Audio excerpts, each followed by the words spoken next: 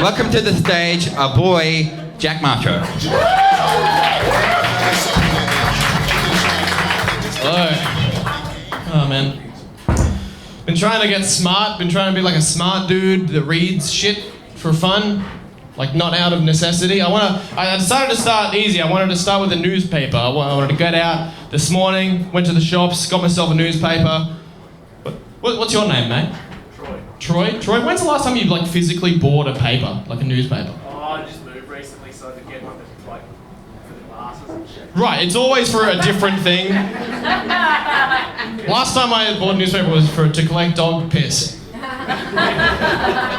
Which I think is like the only form of media that is used more often to like collect piss than it is to like read the contents.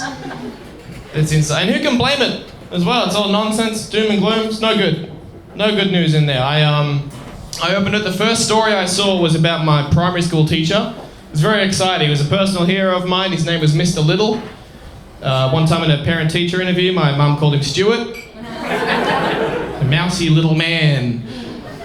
But no, I was very disappointed to read that actually last week he was arrested for fucking one of the kids without a mask on. Very irresponsible. Gotta be careful, man. Gotta be careful with this COVID shit. I don't want to get it. I'm terrified of it. Not of the disease. I think if I like contract it, I'll be fine. Except I'm like worried about like the social implications involved. Like if you get it, if you're the guy that brings it to Brisbane, you're a public enemy #1. You're on every episode of The Current Affair. You're on every newspaper. Probably have like 1,000 dogs across the nation just pissing on your article. It's a nightmare. The thing is, it's the most famous you can possibly be and still have nobody want to fuck you. COVID cock's off the menu. That is a stiffy iffy.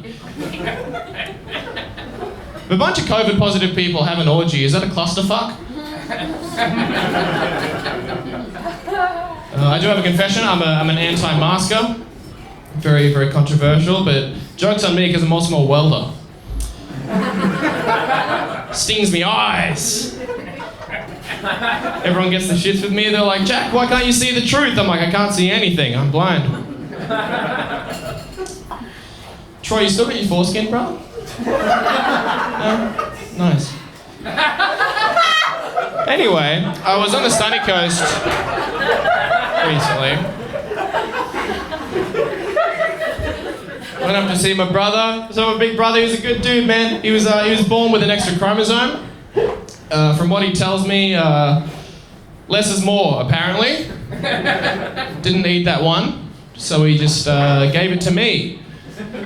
Went to a doctor about it. He diagnosed me with hand-me-down syndrome. All right. Saw my dad while I was up there as well, which was nice. It's weird though, because he's grown a beard since I've last seen him. It's all like patchy and shitty and thin. And it's very confronting as a man to know that your dad is a failure. Yeah, I don't know, growing a better beard than your dad feels strange. Troy, do you reckon you can outgrow your dad in a beard contest? Even. That's as nature intended.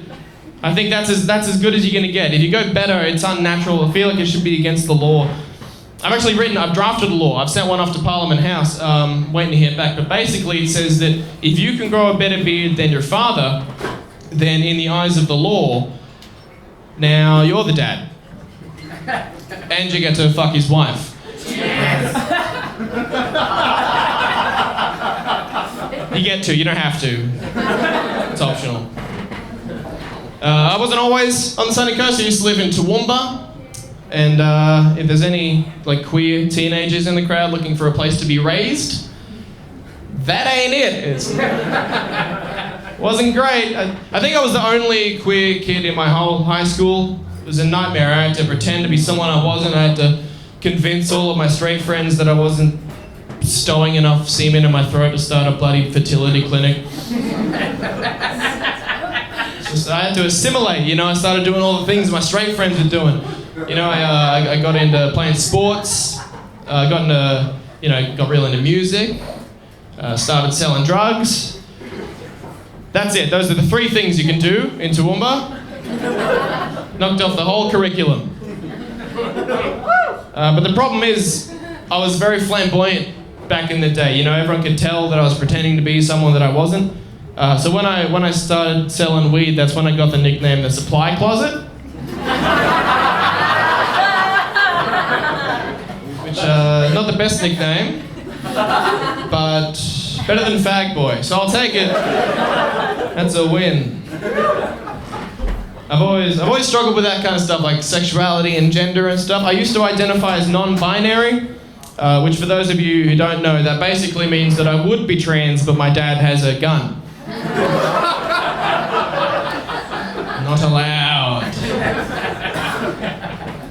Sexuality is a weird one as well. I'm like, I don't know, I don't like doing it that much. I'm like borderline asexual, but I'm still willing to do favors for my friends who've earned it.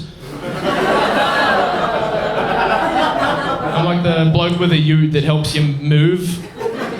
Except I'm the bloke with depression that helps you come. It's a similar ethos. Only one of them will get you banned from Gumtree.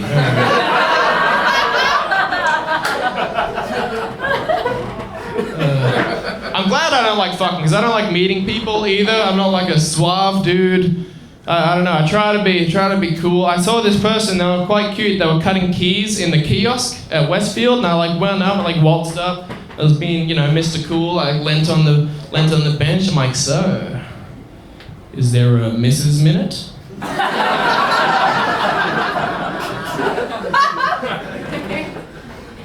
I don't know. I think the thing that got me out of that whole funk was started my welding career. Started working factories. Hanging out with blokes, with men. Listening to what they're talking about. It's fun to be a fly on the wall for those conversations. Turns out they only talk about women. Not even women they've met or seen on the street. They just fabricate these women in their minds like a perverse Mr. Potato Head. Need me a blonde broad with a big ass and meat pies for tits. All right, Daryl, let's pull it back. There's one guy that just likes talking about food. We sat down once and he's like, man, I love fucking baked beans. And then we made fun of him for a year because he said he liked fucking baked beans. He's been working there for 35 years and now his legacy is being known as Bean Fucker Wally. There's a big statue out the front of the factory of him dipping his dick into a can of ham sauce. It's very tasteful. 14 karat gold. But it's a very male-centric kind of industry. I was in the bathroom yesterday and a fella walks in, he goes, oh, a bit of a sausage fest in here, isn't it, fellas? Just the men's bathroom, mate. It didn't help that I was being used as one of the urinals, but you learn as an apprentice, you get what you're given. I've been doing an apprenticeship for about 2 years now. And, I always get these people asking me why I'm doing an apprenticeship. Is it to hone my skills? Is it to maybe develop a lifelong career? Is it for the money? Well, then why do I do it? Why am I in the trades? Well, folks, I tell them the exact same thing every single time. I do it for the free speed dealers. No one looks at me funny when I'm wearing these sunny speed dealers.